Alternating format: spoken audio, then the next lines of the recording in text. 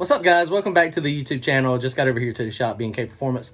Today we're working on Randy's race car motor. Hopefully we can get this whole engine assembled and it'll be ready to go and race. We're racing next weekend at Wooostock, and so we've got 1 week, actually less than a week. We got like 5 days to get the motor together, assembled, in the car, cranked up and running. So we're gonna be working on this today. We've got a lot of stuff to do. So let me show you what we got going on. Don't forget to go to turbojohnracing.com to grab yourself some merchandise, pick you up that cool t-shirt. It is what it is. That's my favorite saying, apparently. But we are also going racing tomorrow. We're gonna be at Roxborough Motorsports Park. They were supposed to race on Saturday.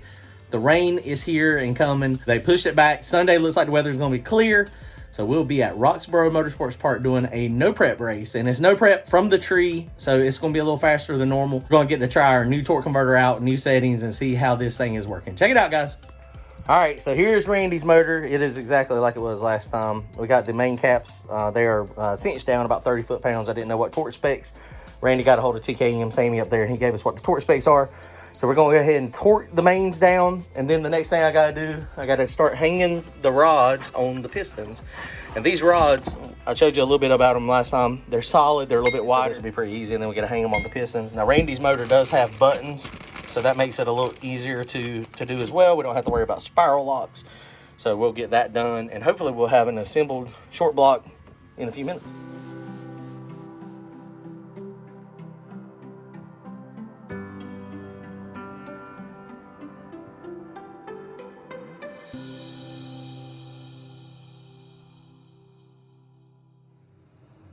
All right, so those are all cinched down. We did 100 foot-pounds on the main studs, and these little small ones were 65 foot-pounds. And check this out. This is something that's critical. You know, when you're spinning this thing over, we use that thick assembly lube, so it's got some resistance. But if you ever tighten down a main cap and suddenly it becomes super hard to spin, then most likely you have a bent crankshaft.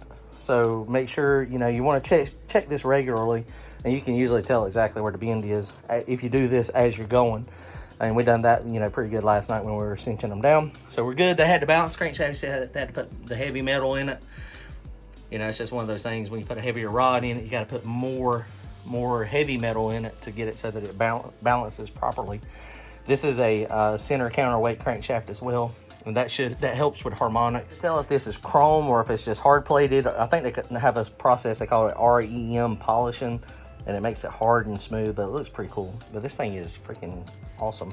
And you can see the thrust bearing down there working. That roller thrust bearing is awesome. What it does is it just pushes on the cap and the block. So they got this nice and flat, and then they machine the crankshaft back a little bit so that it can fit in there. So I'm going to show y'all something real fast too. Kevin, TKM, they sent these pistons off and had the skirts coated. So what it does is that just takes up any type of minute wear. And I don't know how many thousandths they can put on it, but the skirt coatings are apparently a pretty big deal. It's a pretty hot topic. And they also, you can also coat the tops, but I have never done the coated pistons. So this is the first time even dealing with this one. But I wanted to show y'all, this is the difference between a 927 pin and a 990 pin. Look at the difference in that thing. I mean, that is massively bigger. Now it is heavier, significantly heavier, but that right there, that pin is not going to flex at all.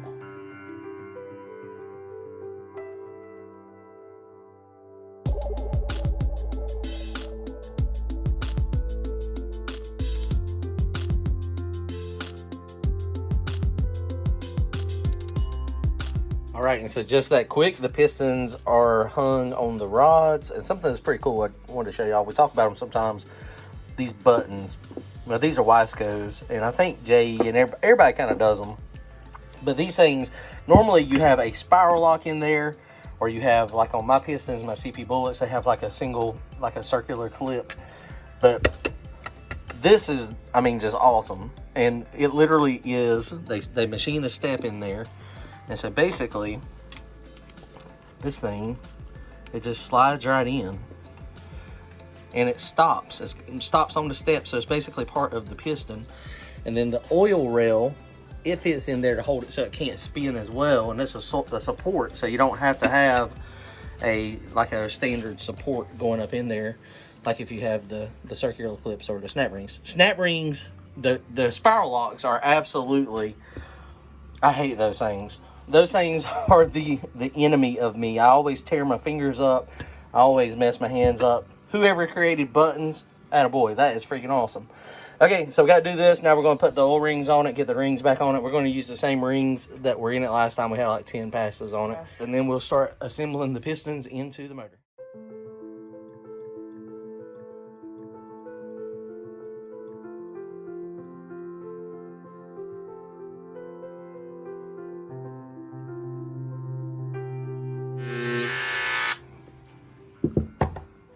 So Randy's going to number the rods to the hole. It ain't quite the same as a CNC or stamp program, but the old engraver works. The trick is to do it fast. You gotta move. You gotta move this fast. The first one was like, hold on, we're gonna go back to that one. It was a 1, then it ended up being a 7, and now it's a scribble. We think that's number 8. Yeah. Okay, so we got these things ready to go. So now we're going to start the assembly process. Luckily, Randy or Brian's got one of these for Randy's size. This makes putting the piston in the motor a ton better. So remember, small block Ford, the way you can always tell number 1 is on any engine, the one that is further forward is number 1. But this differs a little bit from a small block Chevrolet. 1, 2, 3, 4, 5, 6, 7, 8. So we'll just go down the line. We'll spin the crankshaft. We're going to stick it together real fast. Shouldn't take us but a few minutes.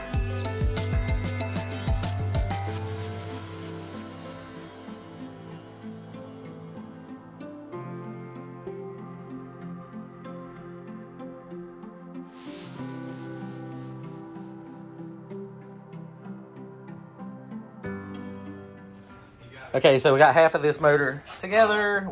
I just go down the row. I mean, a lot of people will flip it back and forth. I usually just go down the line. It's a little bit easier for me.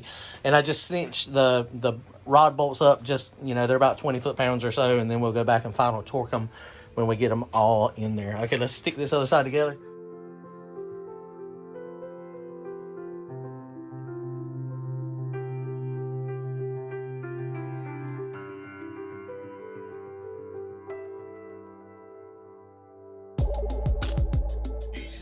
All right, so we got those buttoned up. So Randy's fixing to torque the rods down. So here we go.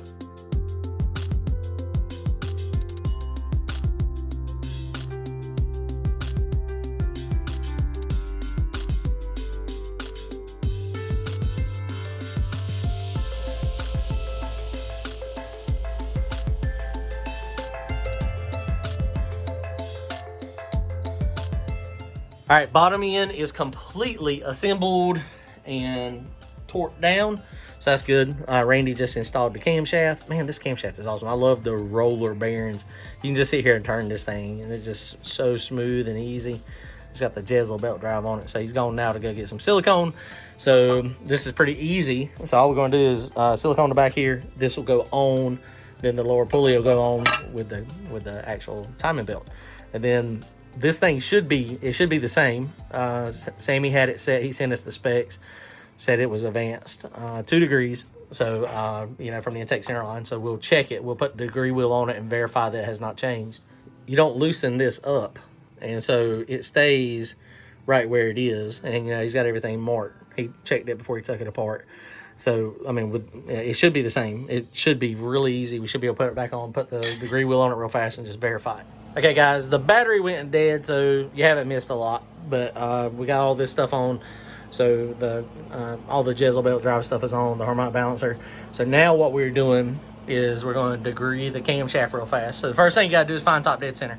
And none of this is moved. None of this stuff was taken loose. And when you bolt it back together, it in theory should be exactly the same. So that's what we're going to do first, is we're going to find top dead center to make sure our harmonic balancer is marked correctly. And then since this is marked 360 degrees, I don't even have to put a degree wheel on it.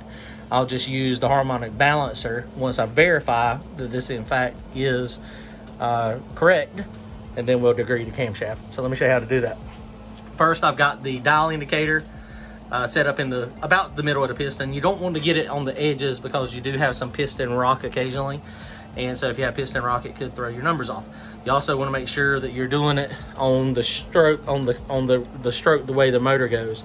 So when you have to roll the motor backwards, you have to go a little bit further than you want to, and then go back the other way. And what that's going to do is just going to take up all the timing chain slap to make it so that it's correct. So what we're going to do is, this all should be correct.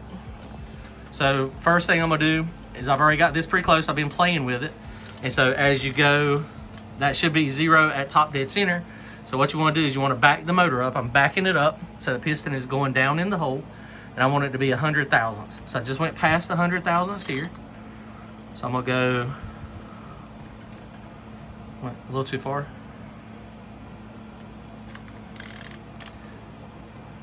So you always gotta go just a little bit past it when you're going in the opposite direction. Pretty close there. So now you look down here at the harmonic balancer, and this is pretty close on 10 degrees. And now your angle where you're looking at it is very important. You see up here, it looks like it's on 12 or 13, but then when you're straight, it's about 10. So we're gonna get at the same thing. So now we're gonna roll up. So we're 10 degrees before top dead center right now. We're gonna slowly go around, go back on this side. So now we're 100 past top dead center, and if you look at this again, that's really close. So basically we were 10 on this side, and now we're 100 thousandths down in the hole again, and we're about 10 on this side. There again, it depends on your reference angle, but that is pretty close, within a degree or so. So now we have found top dead center with this for the harmonic balancer and the timing pointer. And you got to do that in order to find the camshaft. Okay guys, so we got this set up. This is just our adjustable dial indicator that goes down onto the camshaft. Very easy, very simple. You got to get it on the base circle first. So I turned this over a few times. I made sure that the base circle is where it needs to be. And then I've got this dialed out here. Don't pay attention to the little numbers down here. You can count how much this thing goes around and actually see the lobe lift. But what we're worried about, we've got to get it to max lobe lift, and the lobe is shaped like this, so we get it pretty close, then we put this on 0. Okay, so first what we're going to do, very simple. So we're on the back side of we're on the base circle, so it's coming up. So I'm going to start spinning it over in the rotation that the motor is going, and so you can see this is going around. And once we get to the peak, it'll start slowing down, and you'll see it slow down, slowing. So right there is our peak. So now what we gotta do is we gotta put that on 0. So you just make sure you turn this around. So it's on 0. So I'm gonna go, it depends on, you always wanna make sure you go the same way. So I went backwards that time because it drags this moves a little bit. So let's say I'm going back the normal way. So that's the peak. See, it was just about a ½ degree past that, so that's okay. We can live with that. So now I'm gonna go back. We're going backwards now with the motor. So I'm turning it counterclockwise, and we want 50 degrees. So I got to go past that a little bit. Now we're going to come back to it. So you're going to come to 50. So now we're at 50 thousandths before top dead center. So let's take a look at this number over here. So this number, this is a degree wheel now at this point. So we're gonna remember this number. This is 285. So 285 degrees. Okay. So now let's spin it. We're gonna keep spinning it. So 285 degrees. Now we're going, that was max. Now we're gonna go 50 the other way. Okay, we're right here at it.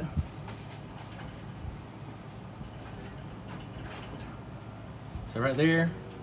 And now this over here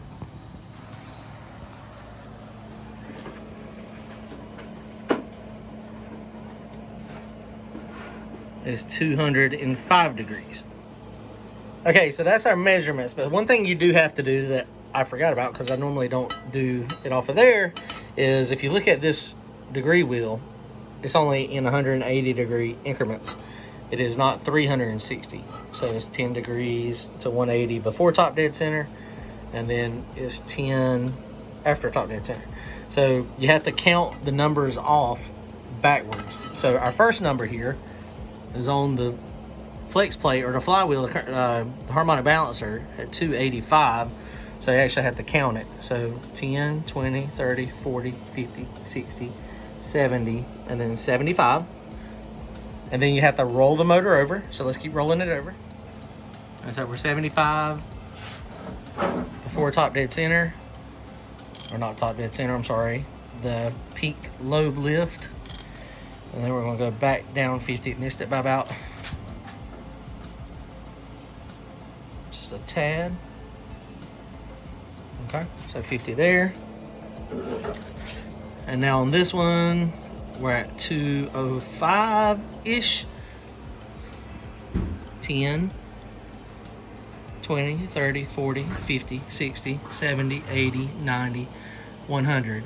10, 20, 30, 40, 50, 55. So you add 75 plus 155. Let's do that math. Okay, so when you do that basic math, 75 plus 155 divided by 2 is 115 degrees. So we're 115 degrees instead of 112.5, which is what we want to be. So now, very simple. All we got to do is loosen this up a little bit, and we're going to move that just a tad. Okay, so I just got through moving it. So we did the math real fast, and when you do the math calculating that, now we're at 112 degrees. So they had it at 112.5 before. So I moved it just a little bit on here. There again, very easy to do. All you do is take these 4 bolts, loosen them up, and then just slide it so that it moves. So I think we're good. So now we're on 112. So that's what the math calculated out to be, 72, and then 152 when you do the correct math when you count backwards. So that's camshaft is done, is installed and degreed. So that's where we're gonna leave it. All right, so here we go, Randy. We got all the front of the motor stuff on. I checked all the air gap. This stuff is pretty easy. The 36-1, I checked all the air gap. This has to go 195 or so degrees before top dead center.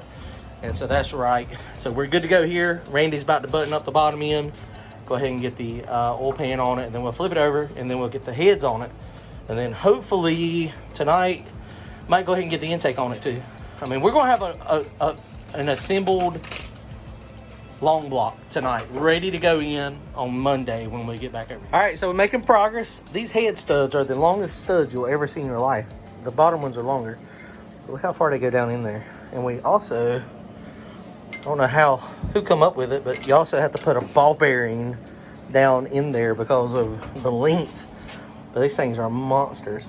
So our goal is to make it to Wooostock. In order for us to make it to Wooostock, we got certain things that's got to happen as we're putting this thing together. First thing is the motor's got to be completely put together today. And so that's why we're working on it. We're in like 7 hours now, 7.5 hours. So it is coming, but that's what we got to do. Legs hurting, back's hurting, but this is part of racing. This is the fun part. Sometimes is building these things. So it's coming. We're getting closer. Going to snap the heads on it in a minute. Probably get the intake on it tonight, and then we'll have a completed motor ready to install Monday night. All right, so here we go. The head studs are in it. Head gaskets are on it. Now this is the first time I've ever seen these head gaskets. We normally run Clarks on mine, but these are flat out gaskets, and they are pretty cool. You see they're a little shiny. They have like some type of rubberized coating on it to help seal it, and you can flat feel that's what it is. It's like clear. They must be dipping them in some type of clear silicone. So they're just unwrapping the heads now, so we're going to stick those on real fast. This is freaking awesome.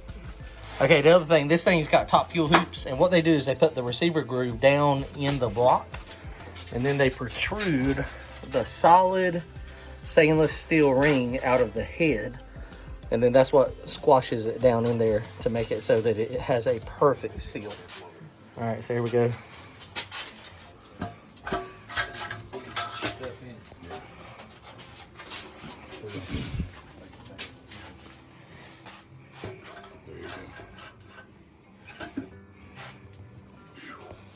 and it should just pop on.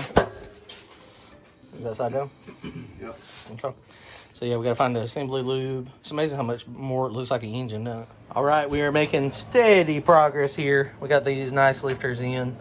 These things are awesome. And you can see they are cut also for extra oil flow. Sometimes you have to do that. Most of the time it is. These are bush end, of course, and they're the bigger roller, bigger diameter. So they will be a little easier.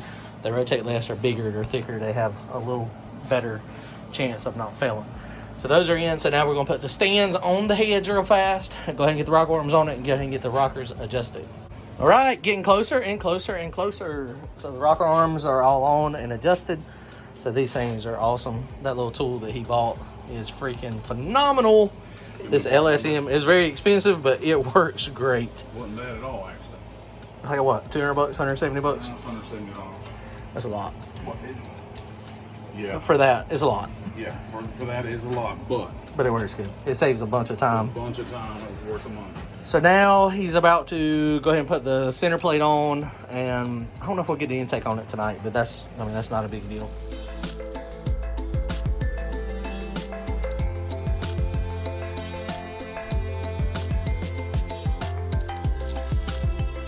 All right, guys. Well, that's going to wrap it up. We made some good progress tonight, Randy. Not too bad. Okay. So we have a completed engine, which that was the goal tonight. Like I said, we got a time frame because we got less than a week before we're racing. And tomorrow we're going to be racing at Roxborough. All we got to do is put the cam plug back in the back, put the rear main seal in it. Which, God, I hope we don't put it in without forgetting that, because I have done that before. And so we got to remember to put the cam tunnel plug in and the rear main seal in it. Otherwise, we're going to have a massive leak when we crank it up, of course. All right, guys. Well, that's it. We'll see y'all soon. Don't forget to go to turbojohnracing.com to grab yourself some merchandise. Later, guys.